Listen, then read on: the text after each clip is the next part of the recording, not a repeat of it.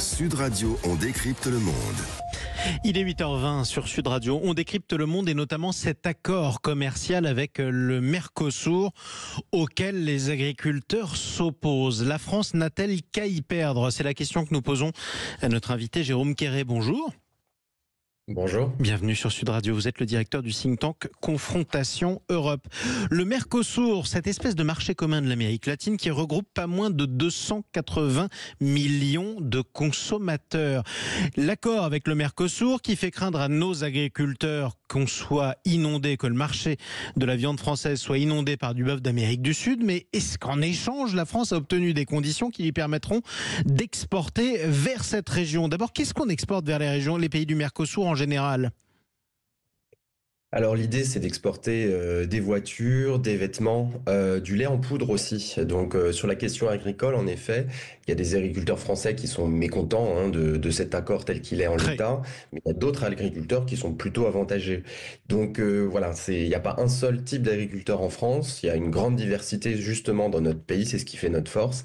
Et donc ce type d'accord doit être scruté à la loupe par les autorités françaises pour que ça avantage certains et que ça désavantage le moins possible les autres. Alors justement, on va y aller à la loupe, notamment sur les agriculteurs, parce que moi, depuis une semaine, je n'entends que des agriculteurs qui ont extrêmement peur de voir arriver du bœuf d'Amérique latine. Alors, est-ce qu'il est vrai que l'accord du Mercosur fera inonder le marché français de viande d'Amérique latine ? Alors, ça prévoit des quotas. Tous les accords commerciaux de libre-échange de l'Union européenne prévoient des quotas. On en a par exemple avec le Canada.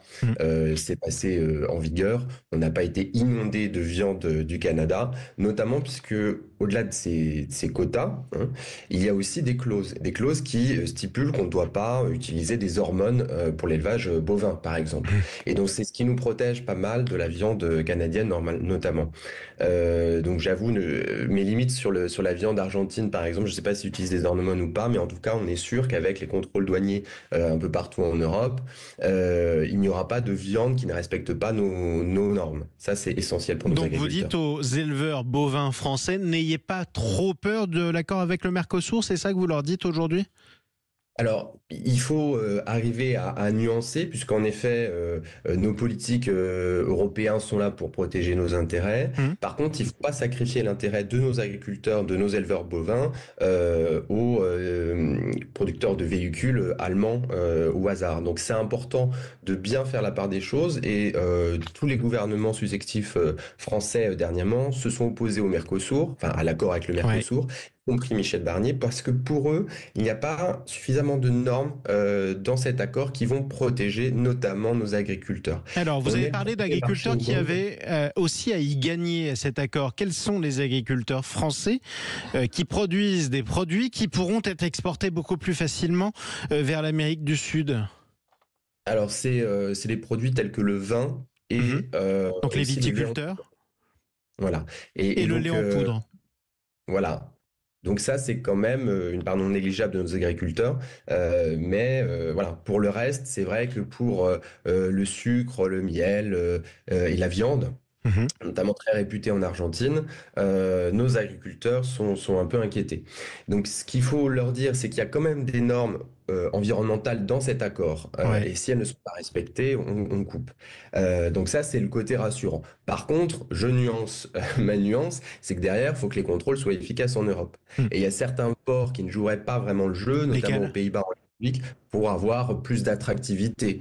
Il y a d'autres pays comme la Grèce qui ont plus de difficultés économiques et donc pour les services douaniers, c'est un peu plus compliqué. Donc si on met des normes dans des accords extérieurs, mais qu'on n'est pas en mesure de les faire respecter, c'est pas très utile. Donc voilà, c'est une nuance dans la nuance. On a quand même des services douaniers en Europe qui sont efficaces, mais dans certains endroits, quelques petites failles. Et donc, il faut aussi pouvoir renforcer ce secteur-là en Europe pour être plus à l'aise, plus confiant dans les accords commerciaux extérieurs. Dernier point, j'ai lu, et ça m'a beaucoup surpris, Jérôme Quéré, que les pays du Mercosur étaient une des rares régions du monde vers laquelle la France avait une balance commerciale excédentaire. En gros, c'est une région vers laquelle on exporte davantage qu'on en importe. Comment on l'explique et quels sont les autres domaines ? Parce que je ne pense pas que le vin suffise à faire en sorte qu'on soit excédentaire. On a du très bon vin en France, c'est Ça, c'est connu, sûr. mais il y a aussi tout ce qui est vêtements. On produit aussi des voitures, parce que c'est vrai, quand on dit voiture, on pense aux Allemands qui veulent de plus en plus exporter. Ouais. C'est leurs intérêts et c'est normal. On produit aussi des voitures en France.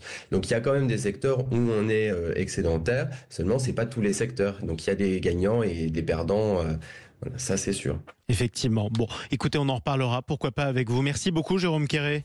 Je rappelle que Merci. vous êtes le directeur du think tank Confrontation Europe. Eh ben justement, tiens, l'Europe en général, l'idée même de l'Europe qui se confronte à la colère des agriculteurs qui sont vent debout, on le rappelle, contre cet accord avec le Mercosur.